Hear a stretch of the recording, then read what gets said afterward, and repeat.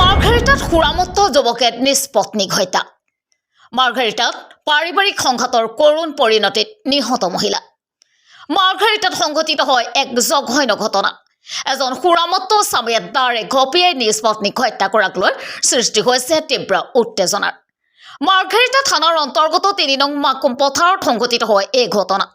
অভিযুক্ত সঞ্জিত সন্থালে প্ৰায়ে সুৰা সেৱন কৰি পত্নীক প্ৰহাৰ কৰিছিল বুলি অভিযোগ কৰিছে স্থানীয় মহলে।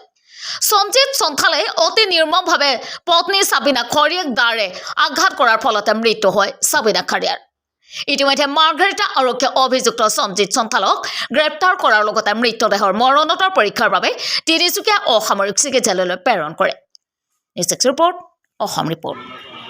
মানে মই তো বজাৰ গৈছিলোঁ, বজাৰ আহি পিনে কৈছে ভায়েক মানে লগ পালে, কৈছে যে গুৱাহাটী বোলে জ্বৰ হৈছিলে বোলে। মই কৈছোঁ দিনততো ভালেই আছিলে, মোক এনেকৈ কৈছে মানে কৈছে জ্বৰ হ'লে। তাৰপিছত মই গ'লোঁ, তাৰ ভিতৰত নাই সোমোৱা মানে ভিতৰত নাই সোমোৱা। ঘৰটো ক'ত আপোনাৰ? ঘৰটো ৩ নম্বৰ মাকুম পথাৰ হয়, ৩ নম্বৰ মাকুম পথাৰ। তাৰপিছত লগৰ এটা ফোন মাৰিলোঁ, ফোন মাৰি চাহটোৰ লগত আহিলে, তাৰপিছত চাই কিনে সোমাই চাইছোঁ তো সঁচাকৈ কি হৈছিলে মানে? হৈছিলে মানে দিনত কাজিয়া লাগিছিলে। কাৰ লগত? সেইটো দুটাই মাইকী। হাজবেণ্ডৰ নাম কি? হাজবেণ্ডৰ নাম কি না? এই না আপোনাৰ ভাইৰ নাম কি? ভাই ৰগা ৰগা চাওতাল। মেছেজৰ নাম কি? কিন্তু মাৰিলে নাম কি? তাৰ বোৱাৰীটোৰ নাম ফুকি। কি নাম? ফুকি ফুকি ফুকি কি লিখে? ফুকি খাৰিয়া। কিয় মাৰিলে?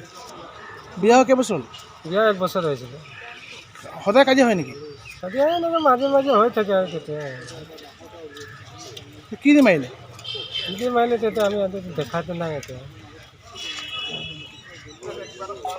ঘটনাটো গধূলি সময়ত গম পালোঁ যে এজনী এই চাঘা বুলি কোৱাটো ৰঘা নামৰ মানুহে তাৰ ঘৈণীয়েকো মাৰি দিলে বুলি কৈ পিনি মানুহজনী হ'ল সাবিনা।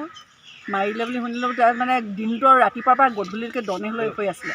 আগতো তেনেকৈ কেছ হৈছিলে। সেই মানুহজনৰ এইটো তৃতীয় ঘৈণীয়েক।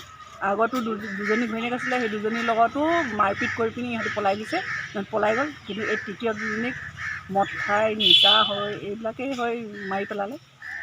বিশেষকৈ এইবিলাক হৈয়ে থাকিব। কেলৈ ক'লে আমাৰ গাঁৱত মদ এইবিলাক বিক্ৰী কৰা বন্ধ নোহোৱালৈকে এই অত্যাচাৰ চলি থাকিব মাইকী মানুহৰ লগতে।